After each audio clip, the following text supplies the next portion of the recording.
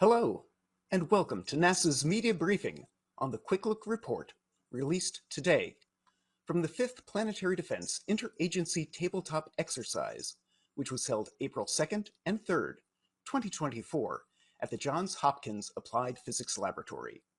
My name is Charles Blue, and I'm Media Specialist with NASA's Planetary Science Division and the moderator for today's event.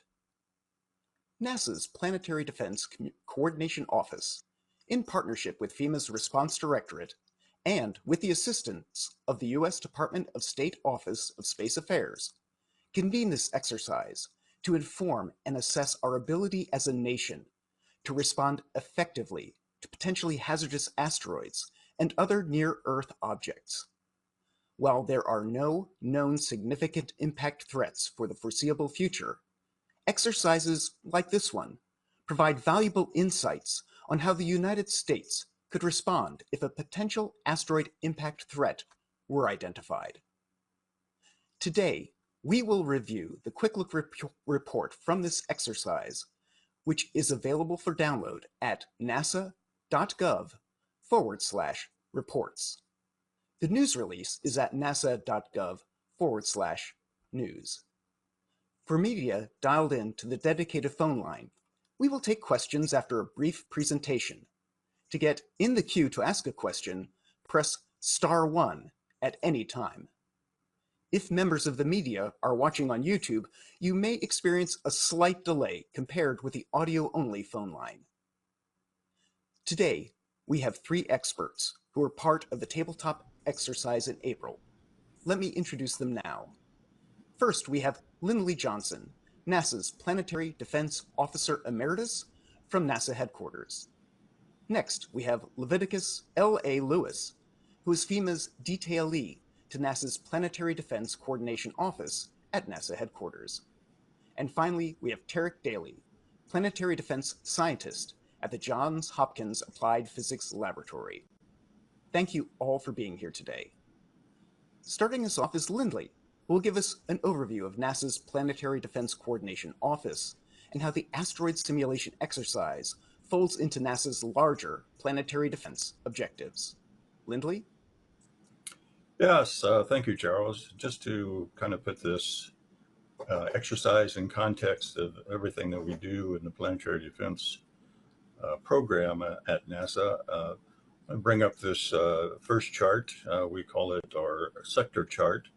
What it shows are the various categories, areas of effort that we have projects both within NASA centers and with our partners to perform these critical functions that are a part of planetary defense. First of all, starting up in the upper right, we have to find them. We've got to discover what's out there, determine their orbits, and then determine whether they represent an impact hazard to the Earth over time. Then we have efforts that are examining these near-Earth asteroids and comets in closer, more detail, so we understand their physical nature, so that we would know more about what we're dealing with should we find one that's on an impact with the Earth.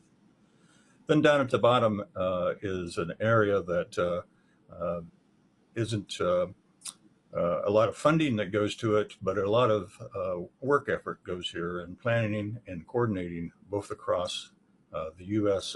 interagency and with our international partners as to what would our response be if we were to find an impact threat. And this exercise actually allows us to exercise some of those processes and capabilities that we would implement if a impact threat were discovered. Then on the lower left, mitigate. These are an area that we do testing and technology development to develop techniques and capabilities that can be used to deflect an asteroid in space. Our recent double asteroid redirection test was the first demonstration of such capabilities. But also here is an area that we work with the emergency response community so that they are adequately prepared if a impact should occur.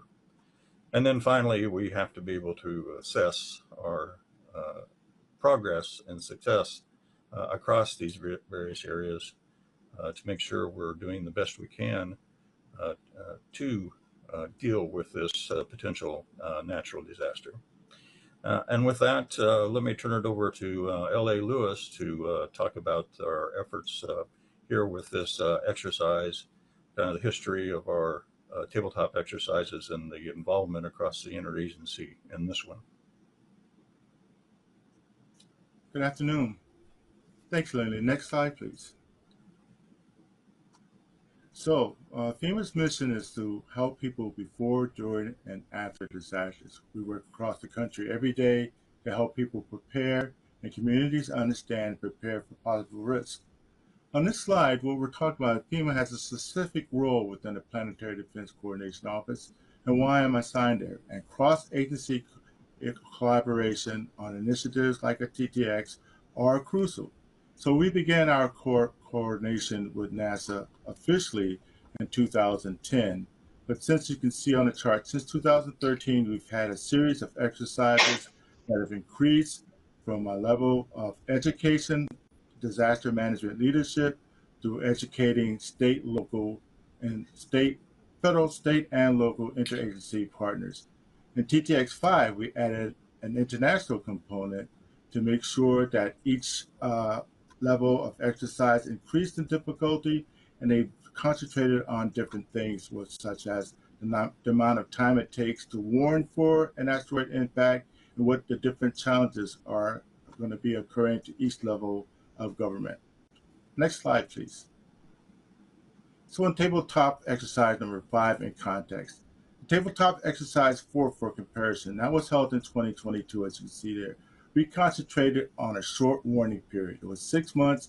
We concentrated on what our actions would be in interagency between the federal, state, and local governments and how they would respond. And in that exercise, we had participation of a municipality here in the United States, along with their local officials. We did it via the internet, so we had a virtual connection with them as we ran our exercise here at APL and Johns Hopkins, but also connected with the local authorities, both at the state and local level, which included all levels, businesses, emergency management personnel, medical personnel.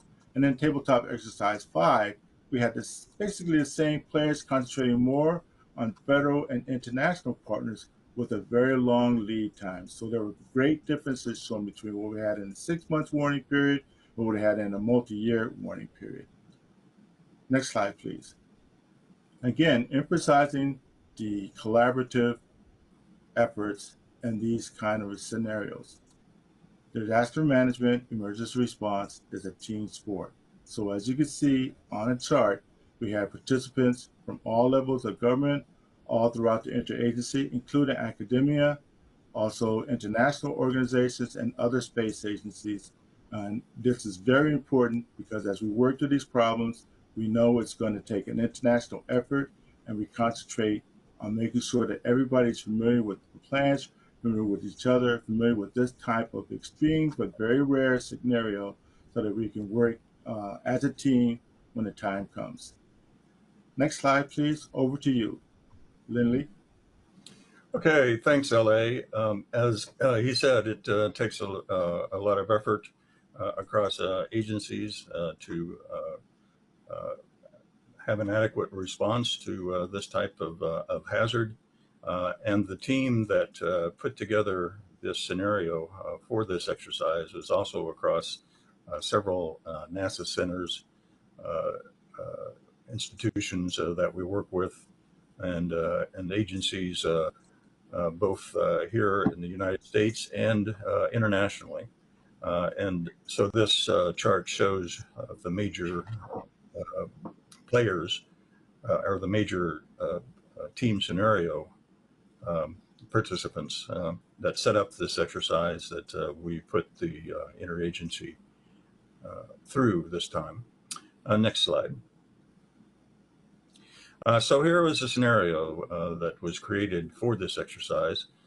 As LA said, it was a longer warning exercise that is actually the most likely scenario that we would face if we're successful in doing our search for the INEO population, that we will know years, even decades in advance of a potential impact threat, and therefore have the necessary time to be able to prepare for it.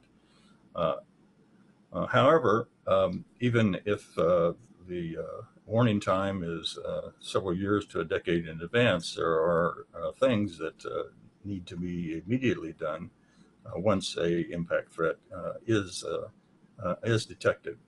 Now, this graphic here in the middle, it shows what at the time of the exercise in this scenario, where the risk corridor was across the Earth's surface, where this hypothetical asteroid could impact. Now, when the time comes, if it hasn't been successfully deflected, it will only impact one point along this risk corridor. But at the time, 14 years, there are still uncertainties in the orbit, and this shows the areas that could be at risk to this impact. Now, when you look at the quick look report, you'll see more detail about this risk corridor and see that there are some major metropolitan areas that lie along this risk corridor track that would be of concern if, as the orbit uncertainties are reduced and narrowed down to a point, would certainly want to be protected. Also, at this time, there are uncertainties about how much of the population could be affected. Now, it's only a 72% chance that it could impact the Earth. It may actually slide past us and not be an impact at all. So there's a chance that there will be no affected population by such an impact. But there also are not insignificant possibilities that a significant number of population centers could be affected. And how much they're affected is dependent upon the size of the asteroid. And at this time, just after discovery, there are still uncertainties in the size of the object, ranging anywhere from 60 meters in size up to 800 meters in size. Now, a 60-meter asteroid impacting somewhere in the middle of the ocean, it would not be that much of a problem. But if it were to impact on land, particularly near a metropolitan area, could be a serious situation. So one of the things we're demonstrating and practicing here is how do we make decisions about what to do given the still existing uncertainties until we know more about the asteroid. So the next slide. As the exercise participants progressed, they developed courses of action that would be presented to the leadership team. And these are the three courses of action that were selected to be presented. Since the asteroid at the time of this exercise was going to go on to the other side of the sun and not be observable from the Earth, it was going to be several months before we would get more data. So, of course, one of the options is wait until it could be observed again. More data can be taken on the asteroid's position, and some uncertainties in its orbit could be reduced or eliminated. So we could wait for that period of time and know more about what the probabilities are after that period of inaccessibility for observing it.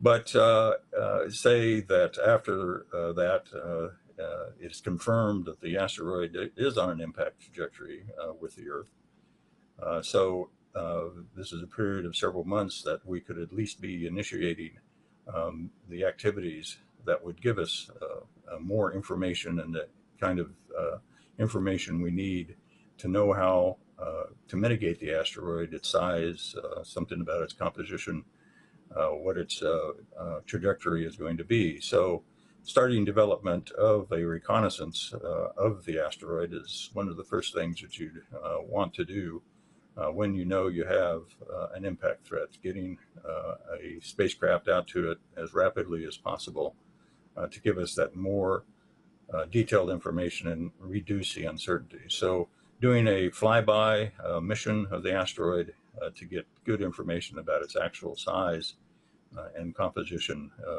is another course of action that could be immediately started. Now, there are limitations in what a flyby mission can give you. A really detailed description of the asteroid could only be attained by a spacecraft that actually rendezvous with it and observes it over a period of time. And so a third option, although it takes longer to develop and co-orbit, get it in a correlable position with the asteroid, also takes longer. But that is another course of action that could be taken either independently or in parallel with some of these others. So that's how the scenario played out with the participants. And now I'm going to turn it over to Tarek to talk to us about how the exercise was organized and set up and carried out by the team there at APL.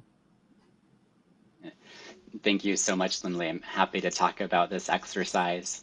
If we'll bring up the next chart, please, to get started. So we've heard now a lot about the scenario that Lindley spoke about and the context of these exercises overall from LA. This specific exercise had 4 objectives. And the first was to raise awareness in the interagency, but also internationally, about the hazards posed by asteroids and comets and some of the complexities associated with responding or preparing to respond to that kind of threat. We're also looking at collaborative international space response. So how would international partners come together to make space missions happen in response to this type of asteroid threat? Disaster preparedness was absolutely a component of this exercise, as was information sharing and public messaging, because ultimately this type of threat will have to bring together space, disaster preparedness, public messaging, and information sharing. Next slide, please. The exercise took place over 2 days, and it brought together a variety of interagency and international partners, as was shown previously.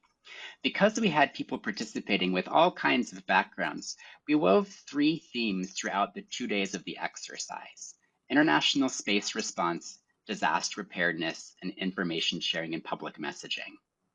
On the first day, as Lindley alluded to, participants engaged in a variety of facilitated discussions about the scenario and then worked to develop courses of action that would be briefed to senior leaders on the morning of day 2. After that briefing took place, followed by facilitated discussion about those courses of action, the days then pivoted on towards focusing on public messaging and information sharing and that disaster preparedness component. Next slide, please. So here we're talking about this quick look report that has recently been put out today, but there's going to be a more complete after action report that's released. This is an example of the cover for the report for tabletop exercise number 4 back from 2022. This report will be prepared over the summer timeframe, and it's going to contain a detailed set of findings and recommendations to help us learn the lessons that we heard in the 2 days of the exercise to help motivate work in the future and potentially even drive investments to move us towards operational planetary defense capability. Next slide, please. Now, this exercise is the first one that's taken place since NASA's DART mission. DART successfully showed the world that we now have one tested technique to prevent a potential asteroid impact if the need arises. But in order to be able to use a technique like this, we need to know where the asteroids are and when they might pose a hazard. Next slide, please. And that brings us to the NEO Surveyor mission, or Near Earth Object Surveyor. That's a telescope that NASA is developing that will do a planetary defense mission to find the asteroids that may pose a hazard to the Earth. And this mission is currently on track for a launch in the fall of 2027. Back over to you, Charles. Thank you. With that, I will ask if any of our panelists have additional comments before we move on to questions from the media. Well, one of the things I'd like to emphasize, Charles, is this was the first time that we had international participation, representatives from other space agencies, and also from the United Nations Office of Outer Space Affairs, which are some of the entities that we work with on a regular basis in looking at this area of planetary defense, and certainly would be involved with us should we have an actual situation that we needed to respond to. It was a U.S. interagency exercise, but we invited in our international partners to simulate that side of the activity that would need to take place. Thank you. Any other comments before we move on? None appearing. We will transition to our phone bridge moderator to take questions from the media. If you have not done so already and would like to ask a question, press *1 and you'll be put in the queue. Operator, would you please let us know who is on the line? Thank you. Our first question comes from Jonathan Seary with Fox News. Your line is open. Thank you so much. Thank you for doing this. This question is probably for Tarek. In situations where you had to directly intervene, sending a spacecraft to redirect an asteroid, is there a one-size-fits-all spacecraft? In other words, could you repeat DART for any new asteroid threat? Or if you detected a new threat, would you have to custom build a spacecraft based on the asteroid size, composition, momentum, that type of thing? Thank you. Yeah, so as Lindley showed in this particular scenario, there was a massive range of possibilities in the asteroid's properties. And that's actually not unexpected when you initially first detect an object. You're going to have a lot of uncertainty. So sending a spacecraft to be able to collect information that reduces those uncertainties would be critical. Every asteroid can be a little bit different, and so you would need to develop a mission that would go to that specific asteroid's location in space. But in terms of the kinds of instruments you would need and things like that, much of that I think would be comparable between different asteroid threats. Excellent. Thank you. Next question online, please. Thank you. Our next question comes from Tim Bernhold with Payload Space. Your line is open. Thank you for taking my question. I had two, if I may. One on the NEO Surveyor mission. You mentioned that was on track for launch in fall of 2027, but it says 2028 on the presentation. Just curious what the timing is on that and how confident we are we're actually going to get that decade-long warning that we need for this. And then just in terms of some of the gaps discussed in the final report, what I think concerns these experts most about our preparedness? What is the top gap that we need to resolve? And just after going through this, how confident do you feel that the world could respond to a threatening asteroid like this? Thanks. Several questions there. I believe, Lindley, you could take them first and clarify the actual projected launch date from NEO Surveyor first and then move on. Yes, yeah. The NEO Surveyor project is working to a launch readiness date of fall of 2027. The June 28 date is actually the agency's commitment for a launch no later than June of 2028. So the project is on track for a fall of 27 launch, but we always like to leave a little room to make sure that we can be successful in our objectives. With your second question of what's the largest gap that we feel that we're dealing with, and what can be done to help in that area. Well, currently our largest gap is we don't know the whole population of near-Earth asteroids that are out there, and that's why we're pursuing the NEO Surveyor mission, is to get a more complete catalog of the hazardous population, those asteroids that are large enough that if they were to impact the Earth, they could do significant damage and come close to the Earth over time. But we're working on that with the NEO Surveyor mission, try to close that gap. You know, the second thing that is being worked, and you see it in as part of this exercise, is developing the technologies and the processes for a rapid response capability, reconnaissance capability, so that even though we may have several years, detect the object several years before the impact, we are prepared to get a reconnaissance spacecraft out there as rapidly as possible to give us that critical information that we need if we're going to try to deflect it in space before it could impact. I'm not sure if there was more to that question, but to ensure everyone has a chance, let's move on to the next question. And if reporters wanted to get back in the queue, they can certainly do so. Thank you. Our next question comes from Nell Greenfield-Boyce with NPR. Your line is open. Oh, hey, I hope you all can hear me. This question is for Lindley Johnson.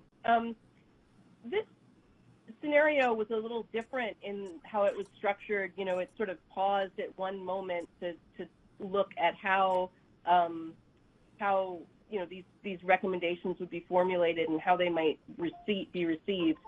I wanted to ask you about the role of money. In the quick look report, there's a couple of references to money not being available or Congress not wanting to allocate money until it was a sure risk. I mean, could you talk about that aspect of the exercise and how it's similar or different from past exercises? Thank you. Well, yes. In this exercise, we wanted to examine the processes by which we would come together, both interagency and internationally, to decide, you know, what is the right course of action given the circumstances. And as we've discussed, getting as rapid a look at a more detailed picture of the asteroid and its physical characteristics is extremely important. But that, of course, takes money. In the normal course of budgeting, that is a very difficult thing to do, is starting new projects, new programs, trying to find the space in the budget to, given everything else that is being done, to start a new mission. And so, but part of it is doing the right job in informing people, being able to provide them the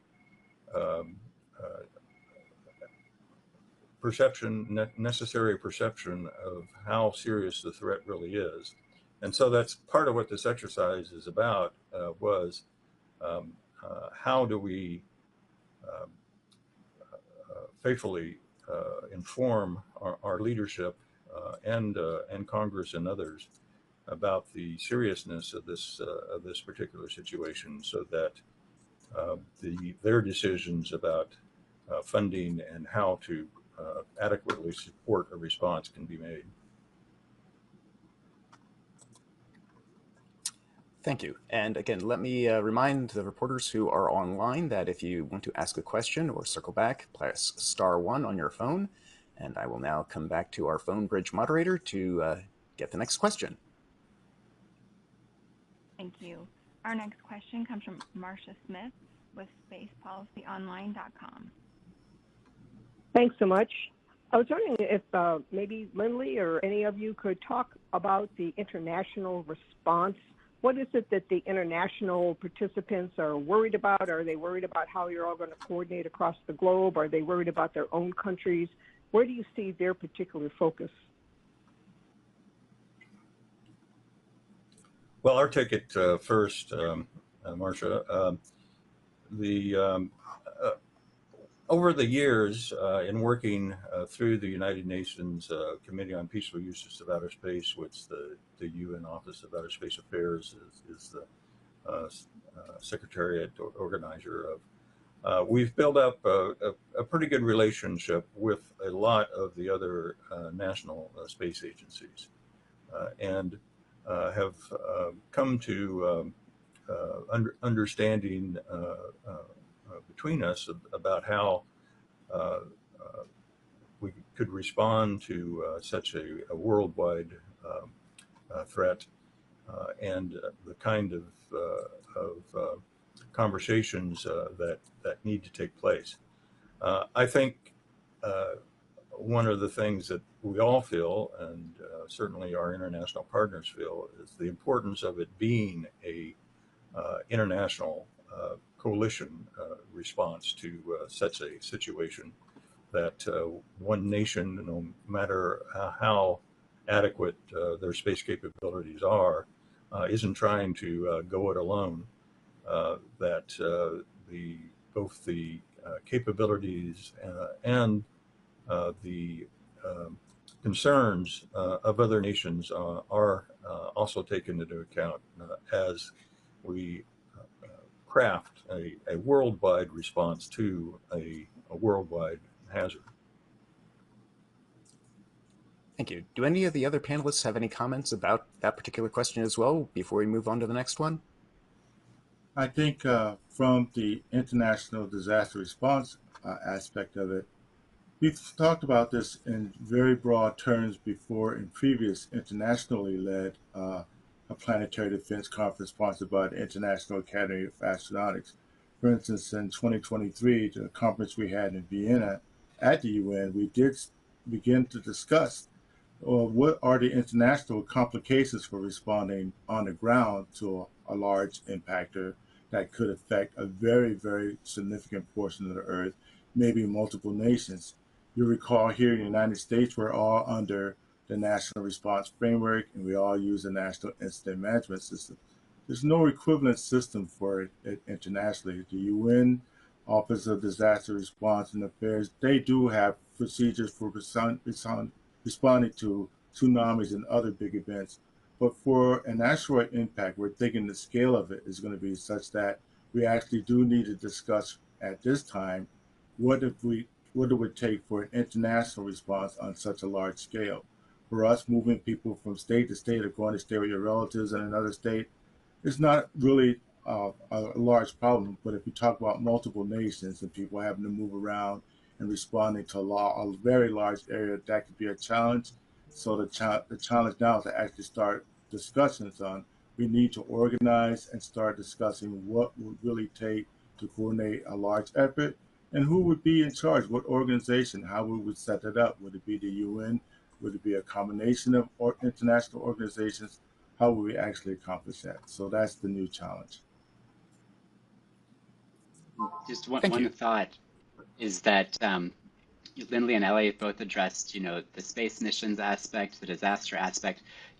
The international component really wove across the 2 days. And one of the things that struck me was that really at every juncture, there was such a strong support for international collaboration for this international issue. And frankly, I found that as a hopeful, kind of inspiring thing to see that kind of support for collaboration internationally. Thank you. Let's go back to our online moderator to see the next question, please. Thank you. Our next question comes from Lizette Ortega with the Washington Post. Your line is open.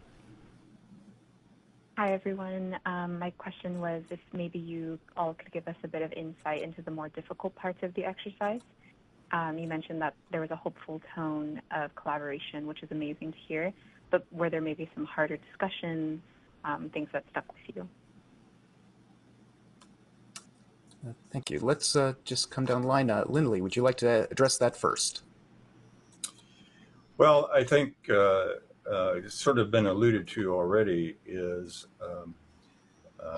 the decision to act, as we call it, is providing the right information and the right characterization of the situation that a decision to go do something or not, as the case as the prudent case may be, is one of the things that we always kind of worry about, whether we will be able to gather enough support, coalition, if you will, to go do what needs to be done. You know, in this case, starting the efforts for a reconnaissance of the asteroid, even though we're still 14 years away. But we, in examining how long it takes to pull a mission together, the flight time it takes to get to the asteroid, and the launch windows that are available to get to the asteroid, that eats up a decade of time pretty fast. So that is certainly a concern looking at it from the technological standpoint. L.A., do you have any comments on that question about the Yes, more yeah, challenging thank you, aspects? Charles. Thank you, Charles. One of the more interesting aspects when we really invited our international colleagues this time was, as you saw in this exercise, we've done exercise with 6 months, a lot easier to plan for, 14 years. Well, for emergency managers, disaster responders, 14 years is a long time. So you saw the first thing was wait. Well, we're not waiting because we're not concerned with the situation. It's that emergency manager and disaster responders are working every day. There's always something happening. There's going to be something happening all the way up until impact. So figuring out where to put your resources to start working on this specific problem while still dealing with tornadoes and hurricanes, et cetera, is going to be a particular challenge. And the second part, as I alluded to earlier, was who would be in charge of this effort? How do you get together the international aspect of it? If you have a lot of time, maybe the UN is the right place, but it may not necessarily be under the Office of Space Affairs. So that's the biggest challenge for us right now, is figuring out where that starts, when do you start the effort, and what it will take to coordinate such a large effort. Tarek, do you have anything to add? Just a couple of thoughts. One is that I think the kinds of things that Lindley and LA have mentioned, the things in the quick look, they really point to the need to have this continual series of exercises, because each one is a learning experience. You know, you take a stab at what communication might look like and what the issues that might come up. You try to frame a discussion there. You learn something as a result, and then you feed forward to the future. You tweak things as you go. So each of these, I think, is a learning experience, both for the planetary defense sort of subject matter experts, as well as for those who are not, you know, living and breathing that field. And this two-way exchange or multidimensional exchange, over time, I think that just helps us move the needle as we kind of trial and error practice how we communicate and convey these issues. To Lindley's point, you know, move us kind of in a direction where appropriate decisions can be made. Thank you. Do we have another question on the line for our panelists? Yes, thank you. Our next question comes from Aditi Ramakrishnan with the Associated Press. Your line is open. Hi, thank you all so much.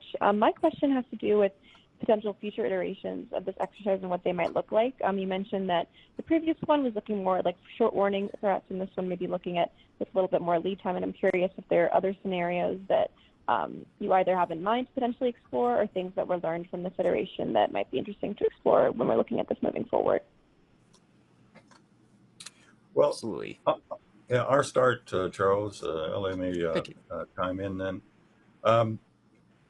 As you said, there's a variety of things that we've exercised, and our exercise scenario team have all kinds of knobs they like to turn, and you know, different uncertainties to add into the scenario, and areas of different areas on the Earth that could underfall this hazard. You know, so there's you know, potentially an unlimited number of scenarios to exercise here. But what we do is we'll take a look at you know, what are the outcomes, key gaps that are identified in this particular exercise, and then we'll try to craft the next exercise in such a way that it forces us to address some of those outstanding issues and gaps. So we don't have a specific scenario in mind yet, but we'll take the after action report from this one and then begin to talk amongst our community here to determine, so what do we want to take on next time? What area do we need to poke at to improve either the process or the decision making to put ourselves in a better position of readiness. As we like to say in the exercise community, you know, the actual plan, the specific exercise results aren't really anything. It's the actual going through the process of doing the planning and working together, communicating and working with each other. That is the real purpose of these exercises. Oh, wait, do you have any comments on what next to expect from the tabletop exercises? Yeah, thank you, Charles. One of the ideas we discussed with our State Department colleagues in the Office of Space Affairs and with some of my colleagues in international disaster response is that we may want to sit down and have a tabletop that is exclusively talks about the disaster response part, because there are other organizations that Lily can tell you about. They have working groups that worked on some of the technical aspects and the space aspects of this particular problem, but we have really concentrated on the disaster aspects of it, not for this specific exercise, this specific scenario.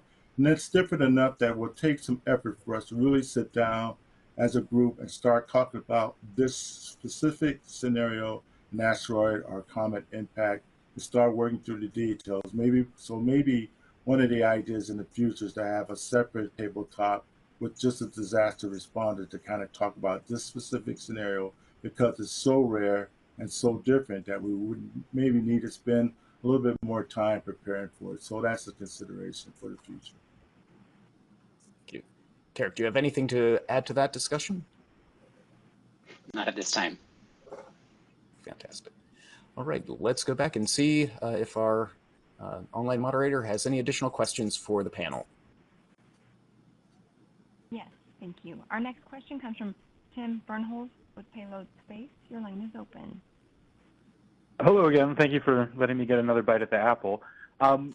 Question, one of the things that a lot of the comments in the report mention are concerns about Congress or political decision-making or time. And I'm curious if any former lawmakers or like non-technical policy people were involved in this, and if that is maybe something you'd like to do in the future. And I'm wondering if you can share any color on like the senior leader briefing module of the exercise. Who is involved in that? What does that scenario look like? Thank you. Well, that is an interesting idea that maybe we could involve more of the political leadership, congressional staffers, perhaps, or something in a future exercise. But in this particular exercise, though, we did have some senior leaders, both within NASA Space Agency. The Associate Administrator for the Science Mission Directorate was a part of the leadership panel. As LA can tell you, the Deputy Administrator of FEMA participated in the panel. Internationally, we had the Director of the United Nations Office of Outer Space Affairs on that panel. Also, some senior officers in U.S. Space Command participated, and some folks from the White House, the National Security and National Space Council were present. Who else? LA? Who am I forgetting? I think it's important also, Lily, that we did include some of the science community involved. We also had, for the first time, representatives from the U.S. Agency for International Development involved in the exercise, which was a great addition, brought us a whole different aspect of what was going on. We had a representative from the U.S. Geological Survey. We tried to get other agencies that would participate that you wouldn't normally think would be involved in this scenario, but they all brought different points of view. And also this time, a big emphasis that maybe Terry could give a few more details on having the communicators, our public affairs officials with us on these exercises, because part of the whole thing is going to be messaging. What do you say? How do you make sure that people believe what we're saying and we don't have issues with so-called incorrect news or fake news or whatever you want to call it, how that would interfere with us moving forward with getting the right things done. So that aspect, I think we are getting better with expanding the population of people. But one of the reasons that we try to keep it more controlled so that we don't go off on a tangent, because I mean, there was a lively discussion talked about what happens when we start doing things on the moon and who's going to be in charge of emergency management. So you can get off on a tangent. So trying to make sure that we have the right people for these exercises is a good way for us to keep moving forward for this scenario. And LA, just to sort of build on that in terms of discussions and potential tangents, that's one of the reasons it's important to identify these objectives for the exercise pretty early on, and then figure out, who are the people to involve in an exercise to move the discussion on to reach those objectives. You mentioned communications, and it was wonderful to have communications experts from FEMA, from NASA, from other agencies to really clarify, what is it that people would want to know? When would they want to know it? How can we communicate that in an effective way? And going forward, I hope we have more of that, because ultimately, if the technical experts can't adequately convey the urgency and the hazard and the potential courses of action, then whatever briefing or information you're giving has a somewhat limited value if it's not driving people towards that action to help them understand what the options are and what they can do in response. So communications, I think, was a critical theme to have, and I think lots of lessons learned on that front. And we continue it with this briefing. Yes, indeed. Excellent point. And in that vein, we have time for one more question. I will ask the phone bridge moderator if we have anyone with a final question for the panel. Yes, thank you. Our last question comes from Marcia Smith with spacepolicyonline.com. Your line is open. Thanks so much for letting me ask a second question. And it's actually a two-part question, again, about the international aspect of this.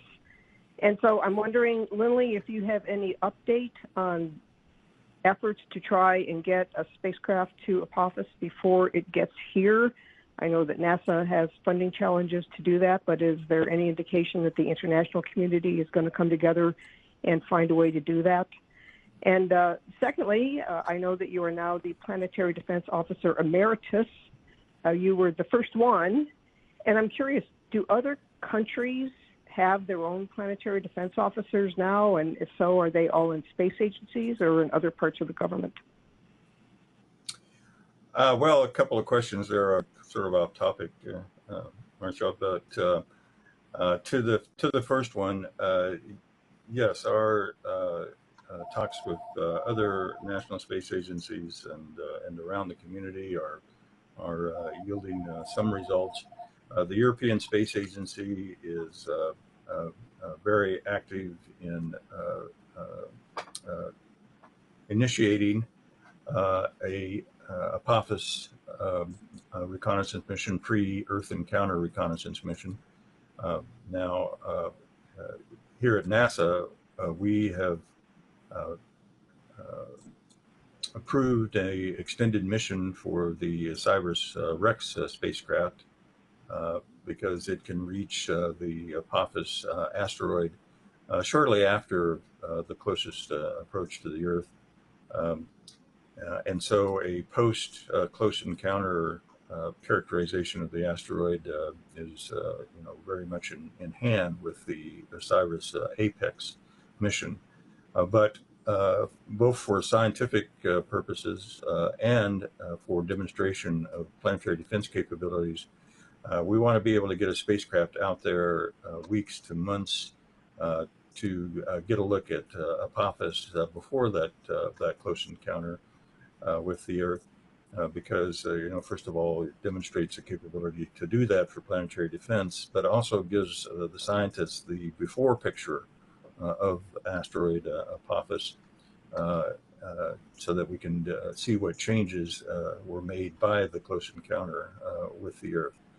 But European Space Agency is pursuing a mission that would be a rebuild of the Hera spacecraft. The Hera spacecraft, ESA is getting prepared to launch it this fall to go back to Didymos to do a post-DART assessment of the Didymos system. So that was the most capable way of them providing a Apophis reconnaissance mission. So this mission called Ramses is being pursued, and they've invited international participation to that mission. U.S., JAXA, Japanese Space Agency are definitely partners in that. Here at NASA, we're continuing to look at possibly a repurpose of the Janus spacecraft, the Simplex mission that didn't get to go on a ride with Psyche. And there are other countries as well, particularly the Korean Space Agency that is looking at what kind of mission they might be able to do, albeit a small spacecraft or something like that. But it all demonstrates this idea of a rapid reconnaissance demonstration. Back to the question of planetary defense officer. Yeah, I'm starting my phasing into retirement. Kelly Fast is now the acting planetary defense officer here at NASA, and but yes, there are planetary defense officers now. The European Space Agency has their own planetary defense program, which they have under their space safety program. And the Japanese Space Agency is now in the process of setting up a planetary defense office amongst their small body science efforts. So, so although there's not too many other planetary defense officers yet, I would expect about every space agency in the future will probably have somebody that has that at least as an additional duty. Okay. Well, that is about all the time we have today. If some of the journalists watching or online have additional questions, you can contact us directly. The associated news release is available at nasa.gov/news. Thank you so much for joining us. Also, the Quick Look report is published and can be found at nasa.gov/reports. Go planetary defense!